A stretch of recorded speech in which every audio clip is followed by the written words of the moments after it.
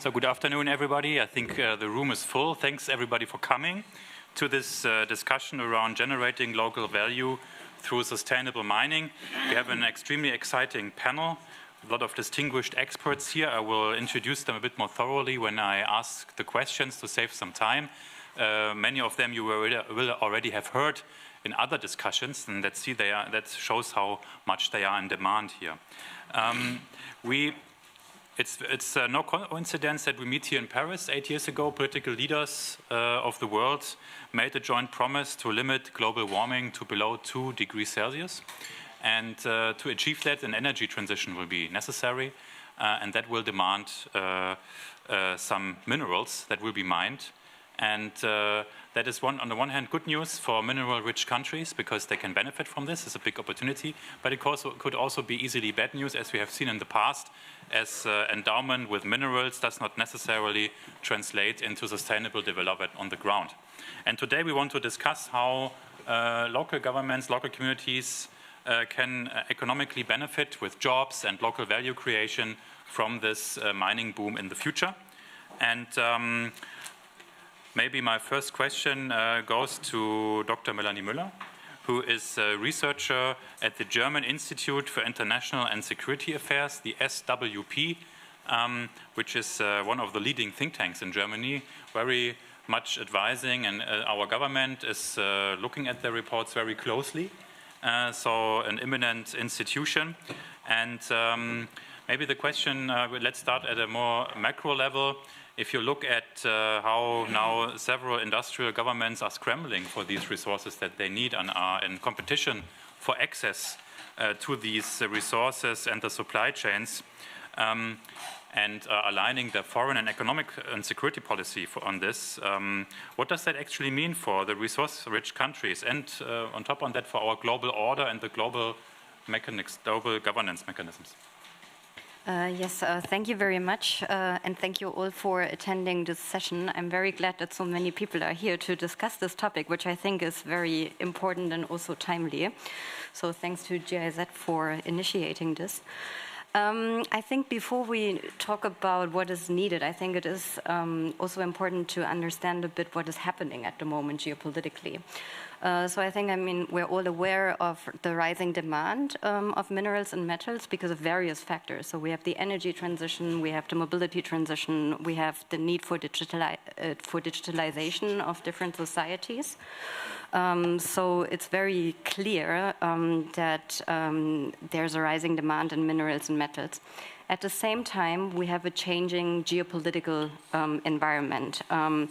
The COVID pandemic, but I think also the Russian invasion on Ukraine has changed perspectives on supply chains. And also on globalization, I would say, because there is a much bigger discussion on security of supply, ideas of reshoring or nearshoring of global supply chains, friendshoring, which has become an issue, so with whom to trade. But I think what it boils down to is the diversification of supply chains, so that being too dependent on one partner is perceived as risky, and to decrease these risks. So diversification has become, like I would say, the important aspect, not only for countries that import minerals and metals, but I think also for countries that export minerals and metals, because they also don't want to be too dependent on one actor. And then if you look at the structure of mineral supply chains, we can distinguish them, and this is a very rough distinction, but I think it works in 3 stages. It's extraction, it's the first stage, then smelting and refining, which is the second very important stage that is very often forgotten, and then the third stage, which is industrial production. And there is a clear geopolitical structure, as extraction mainly happens in, I may use the term global south, if I may, in Africa, Latin America, and many Asian countries, while smelting and refining is mainly located in China, and then industrial processes, again, located also in China, but also the US and the EU. The extraction phase has most risks to sustainability, human rights risks, and there is also less value creation. So value is created in later stages. That's why it's not really attractive for most countries. And I think this changing global or geopolitical environment offers windows of opportunities for resource-rich countries, which are now aiming at being integrated into global supply chains. Maybe locating stages of smelting, refining, but further production, for example, of battery components and even renewables in their countries. So I think this is where we are at the moment. And then the question is, how can that work? We are seeing already in certain regions, I mainly focus on the African continent, that's why I will talk a bit about the AU and the African continent. The AU is currently in the process of formulating a critical minerals strategy to also think about what is critical for the region, not only what is critical for Europe, but what is critical for African countries. In the Southern African Development Community, there is a project aiming at building up a battery production in Zambia and the DRC region. So I think there are discussions in various countries and regions on industrial policies and also on how to implement them. Identification of business cases, because I think this is what is the most important aspect. Is there a business case? Is it possible to do that? Regional cooperation, because there is no single country that hosts all minerals and metals. So at the end, it will come down to cooperation between countries that are rich in minerals. But then if these business cases are identified, then the question is there the infrastructure and also the energy infrastructure, the transport infrastructure, the energy infrastructure available to implement these business cases. So I think this already shows that we have a very long-term perspective, but now is the time to discuss that and also to think about how to fund that. So investment is key. I think yesterday there was a very interesting session on finance, which also came to the conclusion that it needs cooperation between regional development banks, but also multilateral. So I think this is one aspect that needs to be taken into account. Not too much competition, but rather cooperation in order to being able to do that. I think strong support from the EU and also Global Gateway, but other infrastructure initiatives is needed. And I think then it's something that we've been seeing in the mining sector for a couple of years now, that very often enclave economies are created that don't necessarily link to other sectors. So I think this is another aspect that is very critical, building infrastructure corridors that are able to link out to different sectors and not only to the mining sector in order to be able to create local content. And of course, and I think this is my last point, due diligence and sustainability. I think I was in Côte d'Ivoire a couple of weeks ago, so we also had discussions on mining, and I think it was very clear the future of mining must be sustainable, because also many local communities don't accept mining anymore that has too many negative aspects. And so I think this is where, in many concrete cases, we already have a lot of learning experiences that we can use to support countries to implement sustainability standards and human rights standards. So just to conclude, I mean, we will probably discuss this, many things that, so to-dos on the list, but a lot is happening already. I think it's exactly the time when also the EU with the Critical Raw Materials Act and so on can also play a role in supporting countries that are aiming at being integrated more into global supply chains. Yeah, thank you very much, Melanie. And I think that sums very much up what the opportunities are and the incentives to diversify supply chains. First of all, present a big opportunity for the producing countries. And you elaborated a lot on the industrial mining sector and what it needs in terms of local value creation. We as the GIZ, as the German Development Corporation, are working in many countries where also artisanal mining is having a crucial role, being a job creator, sometimes under difficult circumstances, but nevertheless providing a much bigger amount of jobs than industrial mining ever will be able to provide in the mining itself. And we have Mr. Ashton Stewart Carter here from the Fair Cobalt initiative. And I was wondering, I mean, you're working with artisanal miners and you're discussing with them. From your perspective, how can local economic activity and local job creation be fostered in the mining regions themselves? What are the possibilities there, and what have you learned so far from the history of your initiative? Great, thanks so much. This is a great topic. In fact, it's probably been a career-long study and mission of mine. Is in the late 90s, I did my PhD thesis, and that was entitled Mining Companies as Agents of Development, for which I positioned a question mark after that, the phrase. You know, one thing I've heard quite a few times recently, even yesterday, was that as the increase in mining, as we need the increase in mining, that means more and more communities are going to suffer because it's they who bear the costs. But if we're talking about responsible mining, that's a specious argument, because if we have responsible mining, then more and more communities will benefit, and I think that's the way we must start to look at it. So why is this an important focus, job creation and mining? Apart from the obvious thing that we are going to have more and more mining, I think we should be looking at what are the opportunities. And you know, when we talk about the energy transition, if we talk about it in the West, we're talking about it in Western Europe and North America, very often people turn towards environmental upside. If you speak to it in parts of Africa, they talk solely about the jobs. So this just transition means different things to different people. It's a suitcase word which we need to unpack. But just a few things why I think this is something we absolutely have to kind of focus on. First, in many parts of the world, mining is a very, very large employer. In Africa, it's the second largest employer after agriculture. So even in the artisanal small-scale mining sector, in cobalt and DRC where we work, just in the cobalt, that's 250,000 men and women. In the DRC, it's probably about 500,000 people. Multiply that by 5 or 6 for the dependents, and you've got a very considerable amount. Globally, it's 6 to 10 million. So there's a lot of people whose livelihood depends on this. And in the world of increasing automation, we should pay attention to that. In the artisanal mining sector, nearly 50% of those are women, and in formal large-scale mining, there's great efforts to increase the diversity as well. The opportunity for skills transfer is great.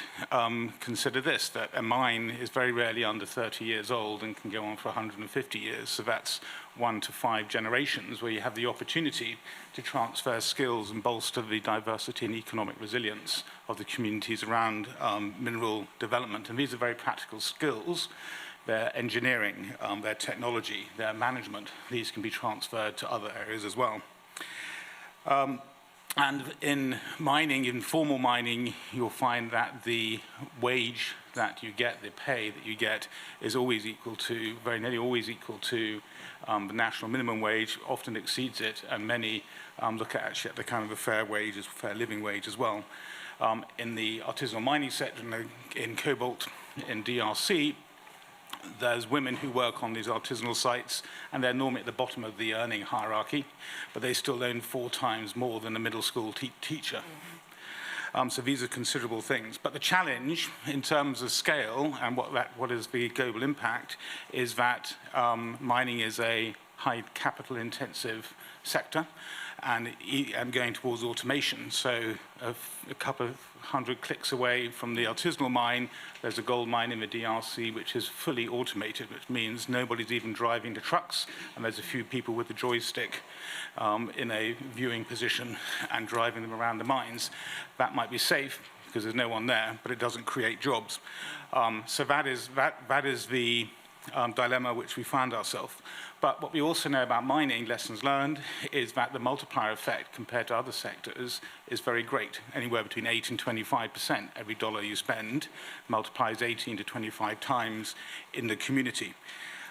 So there's a huge opportunity that we've been missing for many decades now to drive community development in mining, in mineral development. Why are we missing this? Well, partly because of reputation. Our fine sensibilities think that we can't go and work with mining because it has a reputation of not being totally honest. But probably more to the point is we haven't got the mechanism. We have to understand that mining companies are there to dig holes in the ground and make a profit for their shareholders, and they aren't development agencies. So although many of them have taken on quite significant capacity, they still don't deliver development. So what we need is the intermediaries who are prepared to work in those mineral development, in those mineral economies, and deliver other jobs. So what could those be other than direct employment? For sure, those can be the auxiliary businesses and the ancillary businesses around large mining, but also we need to look at the artisanal mining sector as well. And so that is what we're doing in the DRC, where one mine site on which we work is about 10,000 men and women on that site. When the cobalt price is much higher, people said it is almost double that, certainly 16,000. So that's a lot of people's work for a lot of people in a country where there's few other options. In Lake Victoria, where we're working in gold, we're also looking at the industries of solar. So how can we replace diesel jennings with solar? And how can that generate opportunities as well? And then within a landscape approach, how about the improving the agricultural performance around these mines as well, now that there are mouths to feed? So we need to change our view, and what we do at the Fair Cobalt Alliance, my last words, Christian, is that we look at a kind of a four-pronged approach here. First of all, we look at the fair and safe working on the actual mines. Second, we look at child labour prevention and remediation, so children actually have a choice and can be children. Then we also look at economic resilience, where we're actually looking for diversification in the economy, savings groups, and training for other economic activities outside of mining, so there is a choice. And third, I think most important, if we want this to happen, we need to collaborate along the value chain. So the Fair Cobalt Alliance has about 28 members from different parts of the value chain, from Google and Tesla downstream to large mining companies upstream, Save the Children, NGOs, and others too.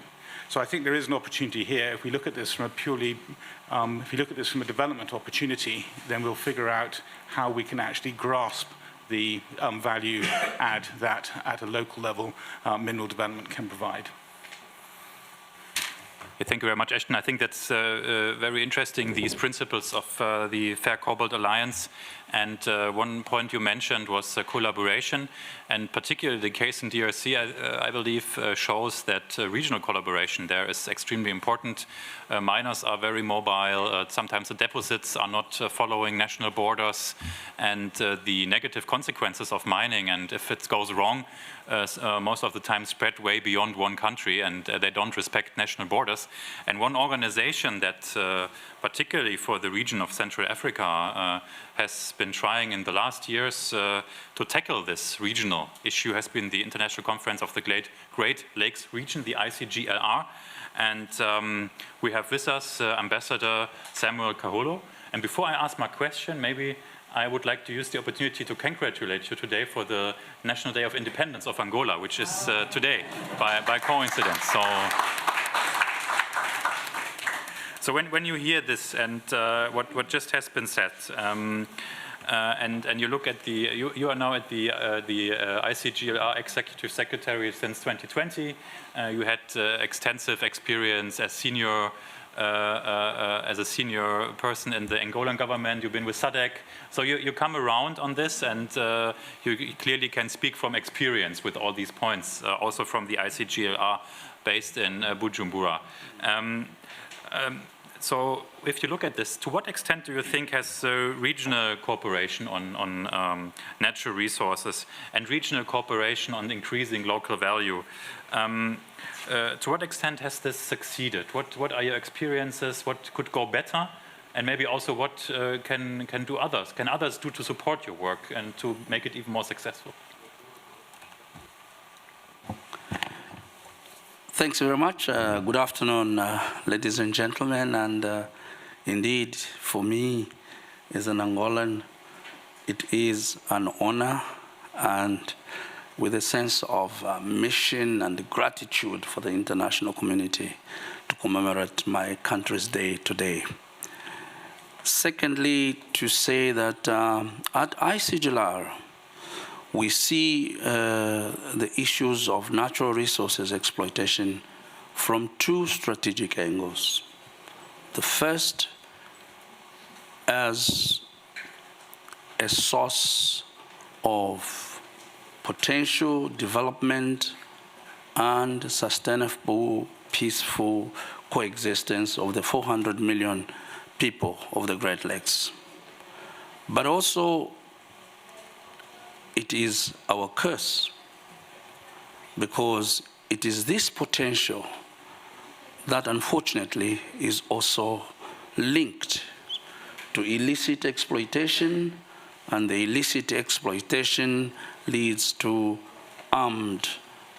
funding armed groups that find the issue of underdevelopment of our region as a source of mobilization of the youth and the disgruntled or the missed in the political dialogue of our governance structures in our member states.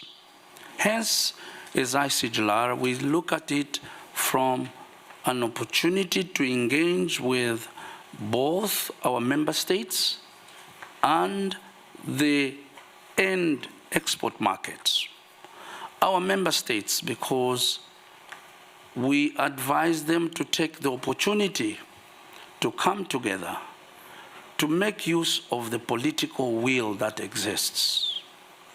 Back on 15th of December 2010, our heads of state came together and put a framework called the Regional Indicative of Natural Resources, which ceases to put into perspective the need to fast-track the 6 tools that were identified in order to make sure that we de-link mineral exploitation from armed conflicts. One of the most strategic instruments we are using today is called the Regional Certification Mechanism, where we are encouraging member states to make sure that they accede to this mechanism, which would allow them then not only to identify and put some institutional order on how they are making use of their potential, but also to trace every mineral that is being mined in their respective borders to the final destination, and link that to what benefit, who is benefiting, who is exporting, who is doing what. We have done that with the 3 T's, and we see that the 3 T's actually have contributed to de-linking armed groups. We have not succeeded 100%, but at least we are putting some order. Last month in DRC, we launched the Regional Forum on Artisanal Gold Mining. Unlike tin or cobalt or tungsten, gold, you can put it in the pocket and go beyond your border and sell it to anybody. So we are now sensitizing our member states to put order so that small artisanal gold mining can actually be brought and streamlined to make sure that we are tracing every gold that is being mined in the Great Lakes from the mining site to the end market. That program, we are putting it in place. For your own information, on the 9th of this month, next month, we will be in Kampala because Uganda is acceding to the regional certification mechanism. we hope to extrapolate the experience that we already have in the DRC, in Rwanda, in Burundi, in Tanzania, to now Kampala, Uganda, and hopefully to Congo-Brazzaville, the Central African Republic, South Sudan. I've been speaking with the Minister of Mines of South Sudan, and they are very much interested. So this potential, the mineral resources of which the Great Lakes is famous for, is for us a double-bladed knife. And we would like to act actively in conjunction with the member states and partners. In fact, GIZ and the European Union, the Special Envoy of the United Nations, some of our strategic partners. Hopefully, we'll also bring the Chinese on board so that we can have at least as many strategic partners as possible to allow us to put institutional order on one hand, but also to benefit more. I can go in explaining what we are thinking of, for example, issues of regional beneficiation, joint exploitation of shared natural resources, modernization of custom rules and laws, domestication, so that the differences between the systems in one country do not prejudice especially the weakest countries in our member states. Make sure that, for example, countries like the DRC, which is one of the most critical country in my organization, does not lose out because of its own administrative and institutions that need to be modernized and put to stream in order to benefit more from the potential that these minerals represent. Thank you. Yeah, thank you very much, Ambassador. And at GIZ, we always have been very proud to be partnering with your organization. Maybe one follow-up question from my side to you, Ambassador. You elaborated on it. It's the ICGLR is quite a diverse group of countries, all with their own individual interests, proud and confident countries. I was always wondering also from the beginning, I mean, we are working together now, I think GIZ and the ICGLR for more than 10 years in the very beginnings of the organization. I was always amazed how the organization managed to bring together these countries that sometimes also have conflicting interests. And what do you think was the secret behind that? There is no secret. It's the accession or the adherence to ICGLR Pact and the 10 protocols that were put in place by the heads of state and government was a voluntary process. Nobody was forced. But all our member states are aware that they have a common destiny and that they need to come together to this table in order to cooperate on critical issues of interest to all the member states. Secondly, we recognize the sovereignty of each and every member state, individually and collectively. That is why, as ICGLR, we do not impose anything. We do not have territory. Our own rules are those that are enshrined in our pact and the protocols and the international laws, nothing else. Our success has always been in voluntary accession and implementation and domestication of ICGLR rules and procedures enshrined in the pact and the 10 protocols. Hence, it has also been argued against us that because we do not have a capacity to hammer a member state who does not fulfill the spirit of the pact, we have not been able to succeed 100%. But yes, that's the spirit of multilateralism. Even in the EU, even in the UN, we don't always see eye to eye. Look what has happened between the P5 and the war in Ukraine and the war between Palestine and Israel. So that is who we are, mankind.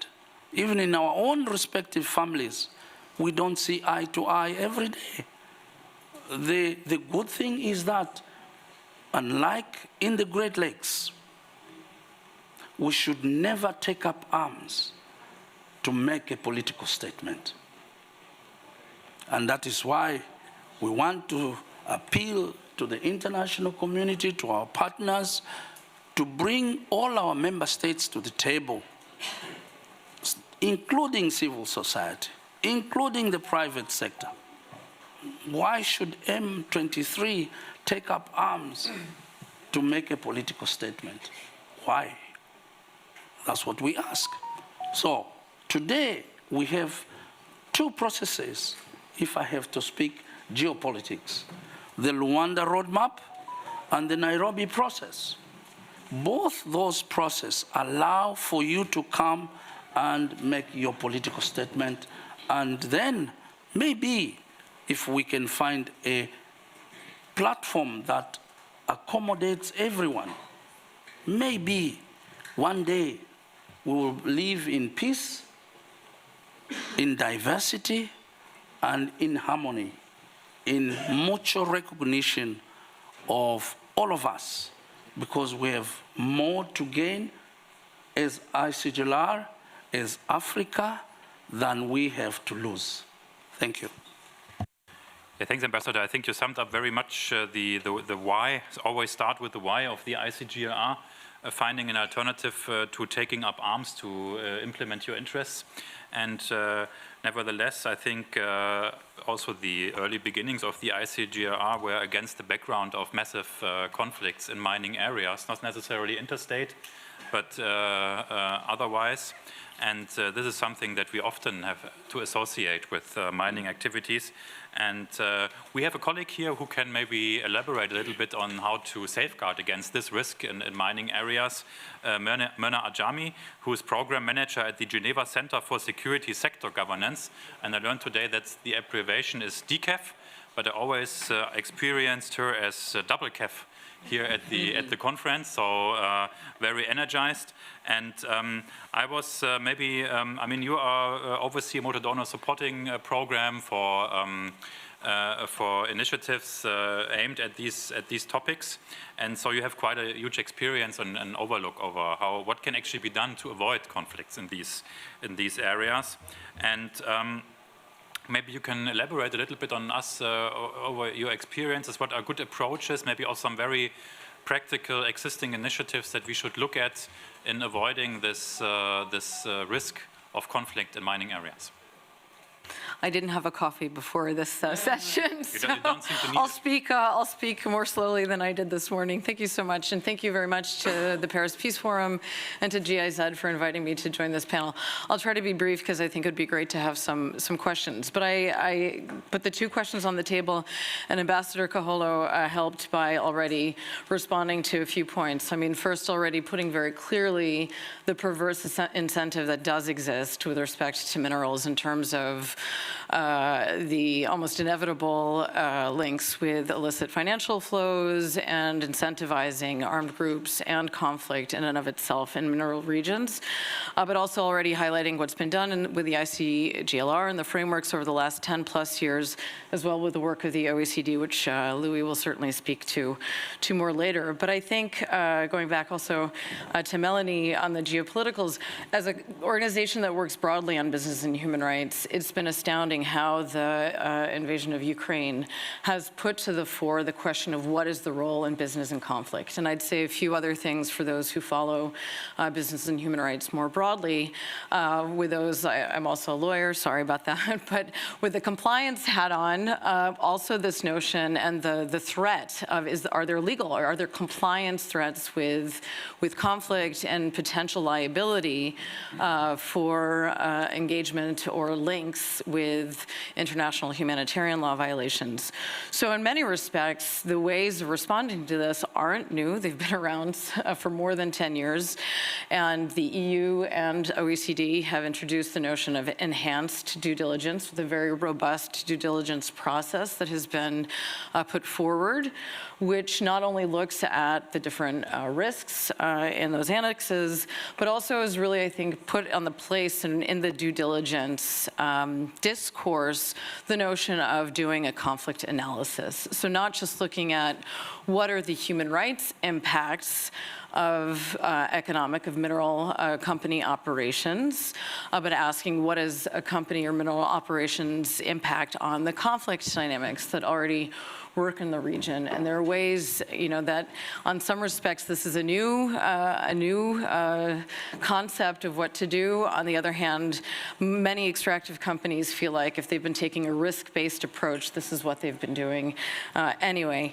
Nevertheless, both with the UN has been putting an increased spotlight on this. We have enhanced due diligence. There's a heightened human rights due diligence, which the UN Working Group is also now promoting more and greater awareness of with the UNDP and the whole UN family, promoting greater awareness of this.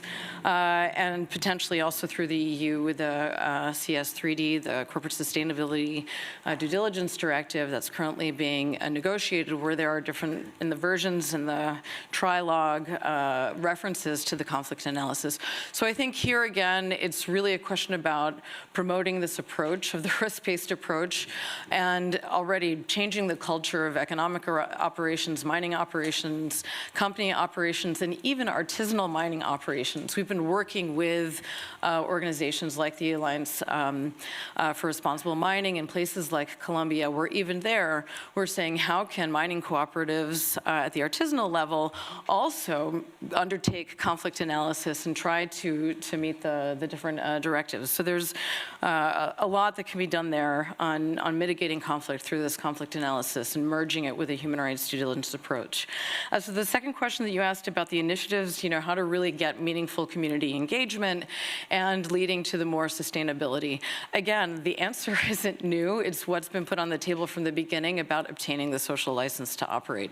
And I think now the more and more that we work with companies, the more and more we understand we have to talk company language. We have to, again, this is more relevant for the industrial sector than the artisanal sector, but understanding, if it's the social, if there's no human rights team, there's a social performance team, there might be a sustainability team, and how to address this cycle, again, just because decaf, I won't talk too much now about the security and human rights issues, but any community engagement issue can be a security issue. So if there's an environmental disaster, that can become a security issue.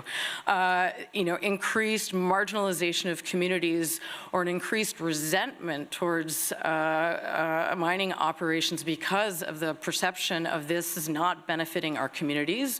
When we see all of this wealth going out, we see foreigners being secured with private security guards behind a perimeter, all of this can turn into issues. So the approach that we do, I'll just mention it very quickly because we talked about it a lot this morning, is the multi-stakeholder approach. There's only progress can be made really when all the tripartite parties hold each other to account. You have government on the one hand, private sector actors on the other, and then civil society and communities. There's always, we talk about the race to the bottom. I like to talk about, the slow nudge to the top, and with the regulation and the standards that are harmonizing, even though they're multiplying, how can we learn from good practices in order to try to replicate them, to make them the minimum standards of the different standards that are being elaborated. I'll leave it there. Thanks. Thanks a lot. A lot we know, and now is the time for action. That's what I hear from you. I think we don't have a knowledge problem. We really have an action problem. But you were talking about cooperation and how that can be done, and that also relates a little bit to what you said in the beginning, Melanie, that we have a changing international landscape, where we have maybe a globalization, but there's also regionalization, nationalization, and things are changing globally a little bit, the geopolitical landscape. And we have with us Mr. Louis Maréchal from the OECD, the Organization for Economic Cooperation and Development. So who is better to speak about cooperation than you? And you, Myrna, were talking about due diligence, and that's particularly your sphere of excellence, working on the due diligence guidelines of the OECD that we all are most certainly aware of, where we meet once a year to discuss follow-ups, and which are a cornerstone of our discussion actually, and a big orientation for everybody. And I would like to ask from you, from the discussions that you have and the experience that you bring on the table, what do you think are practical strategies and policies that can be implemented to enhance the cooperation that we apparently need, the open cooperation that respects different opinions and incorporates them and doesn't suppress them? And what are ways to enhance the cooperation that we so dearly need in this changing geopolitical environment, where cooperation doesn't come naturally, maybe in many points?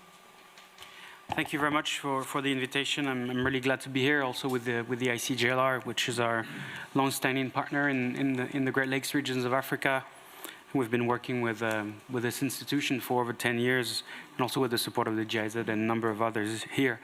I guess for me the key word is really about communication, keeping channels of communication open, irrespective of what the geopolitical landscape might look like.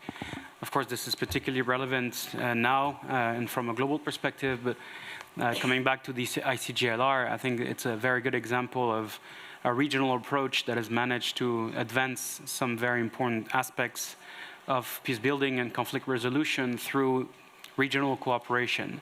There's a lot to learn from that. There certainly is a need to keep in mind that all countries have their own interests, and it's key to keep that conversation open, because inevitably we will all need to be able to achieve that just transition, because if one of us loses, the entire world loses, and that's pretty much the definition of a public good, and it's been discussed several times already. So cooperation is needed, and communication is needed.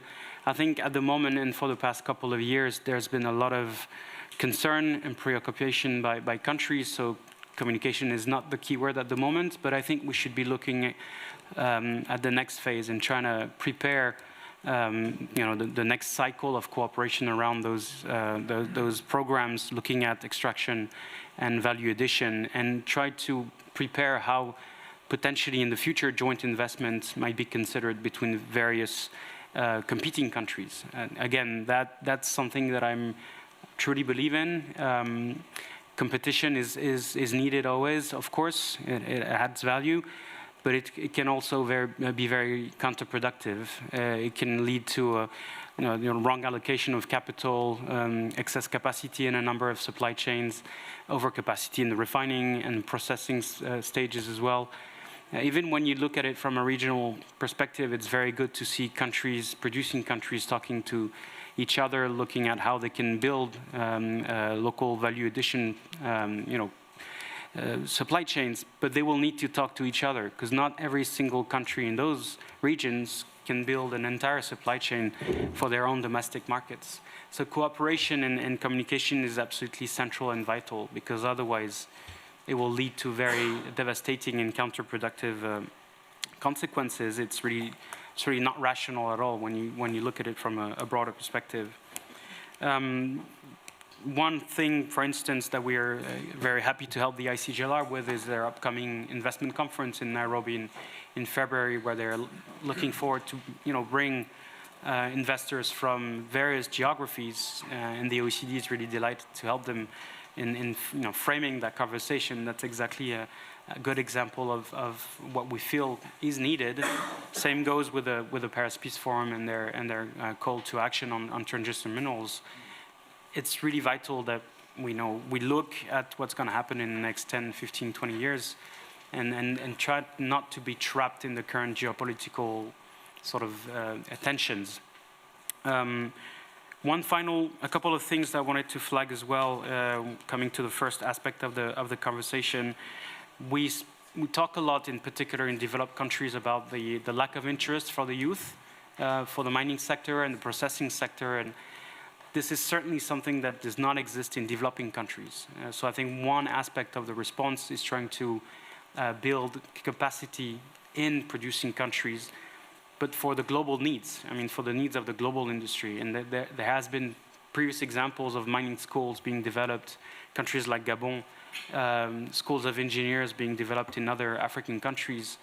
There is appetite in the developing countries to work for that specific industry, an appetite that does not exist in developed countries. So there's certainly a need that we could potentially look at from this perspective as well. Value addition is not just creating industries in the producing countries, it's developing the skills of the youth of those countries and their ability to work globally.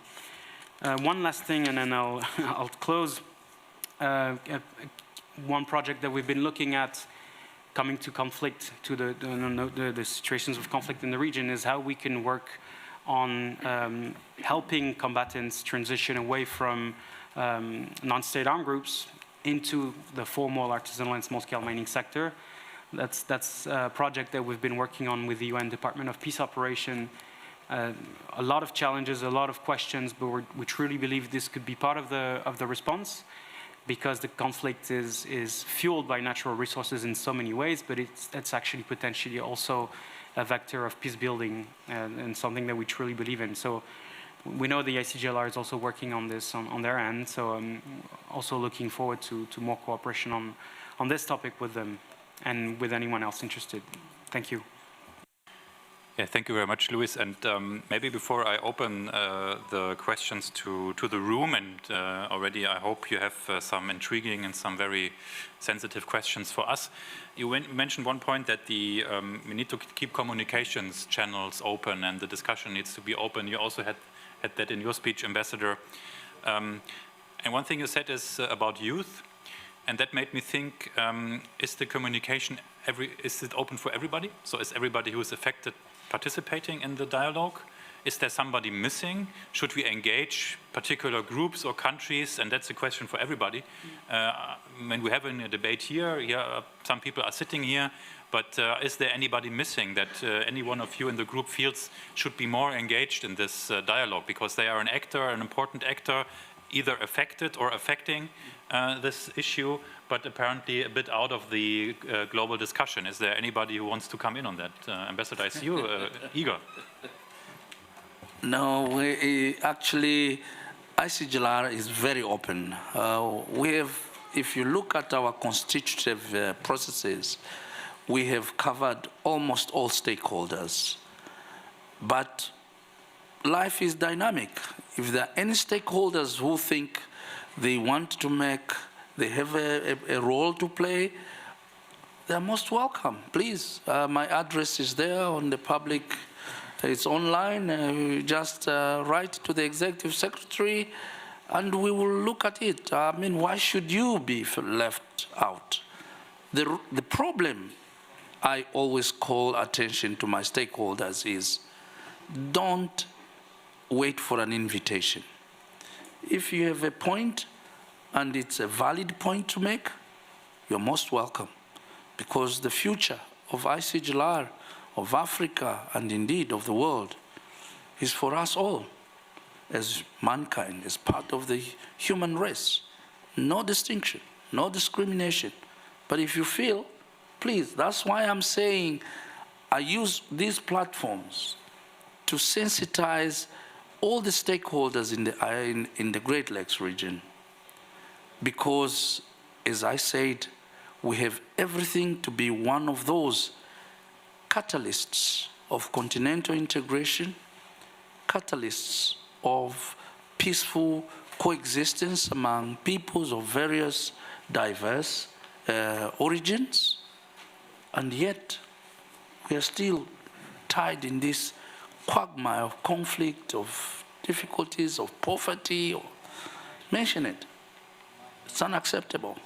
So, I'm here. Whoever wants to come to ICGLR, please be part of the group. Thank you. Yeah, I guess next year we have to have the big room after this invitation for this meeting, but that's totally fine. Melanie, make it online. Yeah, Melanie, you also wanted to come in on that one. Yes, I think with regard to civil society, there is a structural issue, which, I mean, I've spent quite some time in mining communities in different African countries, also in Latin America. And I think civil society is not civil society, and very often the most vulnerable groups and those that are impacted the most by mining don't necessarily have the means and the resources to participate. So they either rely on organized civil society organizations, which at the same time don't always have the link to these groups. And I think it's really, there are a lot of issues. There's very often a lack of financial resources. Some communities don't even have access to internet or computers and so on. And I think there is such a gap between the discussion around it and then sometimes how to bring these people into the discourse. So I mean, I think there's one good example, the mining Indaba in Cape Town, which takes place every year. There's the alternative mining Indaba, and I think only in the past 2 years there is a bigger exchange happening, so that actors from the business mining Indaba, so to say, also attend the alternative civil society space. And I've been there, so it wasn't very pleasant for businesses, but I think this is exactly the type of engagement that is needed in order to being able to bridge that gap between, what Minna said, those that benefit from it and the others. And I think it's not a box-ticking exercise, because you can actually learn a lot from these communities in order to being able to prevent sustainability risks, but also conflict-related aspects, because very often that builds up over years, and when it breaks out, it's too late. So we need to be earlier and understand at a very early stage what is happening and what doesn't work in order to being able to prevent that.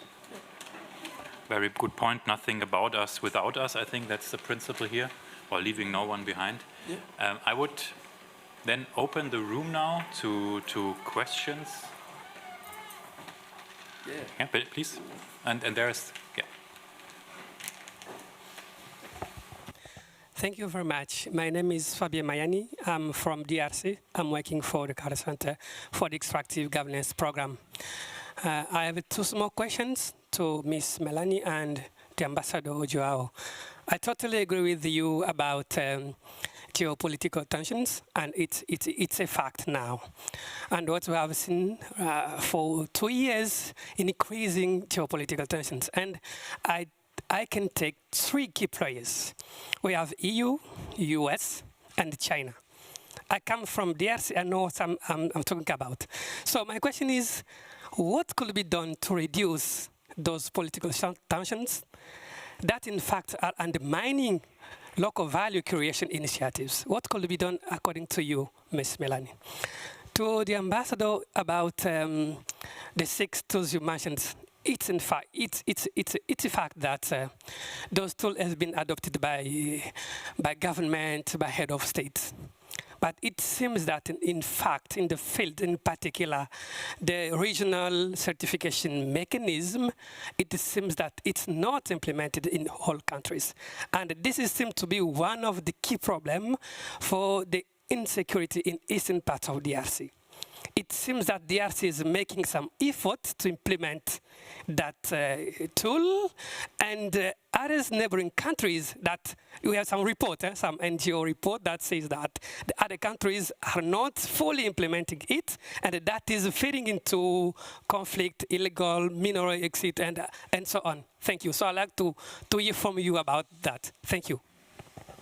Maybe we start with the ambassador, because that seems to be a question that we're getting a lot, and you have some more time to think about this big geopolitical question. You know, I had a very long discussion, not only with the Minister of Mines of DRC, but Minister Lutundula of Foreign Affairs, Minister Antipas Busi Nyamwisi of Regional Integration. The issue of regional certification mechanism is a serious one, and it must be acceded to by all the member states. The reason why all member states have not acceded to that mechanism is that between the political speech and laying down of the summit communiques and the protocols, 2010 and 2023, only now we are going to have the 5th member state acceding to this regional mechanism. So it is a process. It is not a once-off. Secondly, as I stated to the DRC government officials, senior government officials, the Minister of Mines especially, but also the Minister of Finance, we need to sit down as DRC and do our internal exercise. Put your house in order, and you'll see what will happen. We, ICGLR, we are dead serious. Regional certification mechanism will have to be implemented. In fact, we are going to transform the Natural Resources Committee, which has always been technical. And because of my background and my experience, I know technical people do not exert compliance in their respective sovereignty countries, right? It is the politicians who do it. Hence, we need to transform that Natural Resources Committee to be monitored by ministers responsible of mines. When we met in Khartoum 2 years ago with the special envoy at the high-level seminar, my colleague, Ambassador Huang Xia, wanted those recommendations to be taken mutandis. I said, no, they will have to go to the ministers of mine so that they are domesticated. We are doing that. The ministers of mine are coming on board. I hope one day I can also bring the ministers of finance, because custom authorities must come on board. Immigration authorities must come on board. Let us have joint border management institutions. I know my colleagues in this room, especially from the EU and GIZ, they've been talking about these things. It is normally the illicit, you know, in Portuguese they say it is the time that makes a thief. It is the opportunity that fragile public institutions are affording to illegal, illicit business ventures to prosper. There is a lot of corruption, you know? So, I hear you. Come to Bujumbura. Let's talk. And I'll open my books. Thanks very much. Thank you very much, Ambassador Melanie. You wanted to react on the question. Yes, it's a very tough question, I have to say, but I think language matters. So I think, yeah, there is, and I think, like, I often experience on the African continent that the perception on China, or the way the EU looks at China, it sounds a bit like it's a very confrontative approach. But I think when you look at the supply chain issues, I think decoupling is a word that was only mentioned in the US. It isn't necessarily used in European language. I think also when you read von der Leyen's speeches, so it's very often clear that, you know, China is a competitor, but it's also a partner and a strategic rival. And it's very difficult to put that together in a way and to understand it, but I think it makes sense not to talk about decoupling, because the global economy is so intertwined, and in the mineral sector it is impossible to decouple. It's really impossible. And I think this language on diversification, but also thinking about, and I think Luis mentioned it, what can be done also jointly and where to cooperate in which sectors, that also makes a lot of sense. In the recent Foreign Affairs Journal, there was an article by Biden's security advisor, and he also, I think, used a more mild and soft language with regard to China. So he was also talking about cooperation. So I think, you know, in a very tensed international environment, it is very difficult if you always reinforce a certain type of confrontative language. So I think this is very crucial, because there is a huge risk of politicization of supply chains, securitization of supply chains, and I think that will be a losing game to all parties. one not so positive outlook, I would say 2024 is very crucial because the elections in the US will play, a tremendous impact on the future of geopolitics. So whoever will be the next president in the US will also have an impact on this type of rivalry, cooperation, competition, and on multilateralism. So I think we also need to see. This is nothing that, like the EU, I would say, can't change that. So there is this unknown variable. So that is very crucial, but I think still language matters, especially in these times. I'm afraid I think the time is up. We won't be able to take any more questions, but I think what we can take away from this, we started in the discussion with a picture of, yes, there are many opportunities. Energy transition might propose many opportunities for resource-rich countries, but they have to grasp them in a more and more difficult geopolitical environment, and it gets more complicated.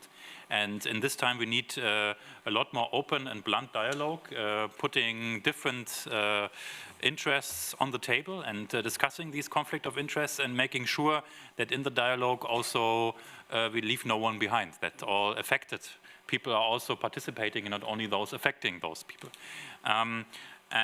What I also take away, for this to happen, and that's not a surprise, it's something that might be said at every one of these discussions, what we need is political will. That's crucial. At the very top, you said that, talking to the politicians, they have to do it, they have the legitimacy to do it, and it's amazing that the ICGR is going that way. Thanks for this discussion in this 1 hour. There was time passing very quickly, I hope, for you. And let's all give a big round of applause for our panelists.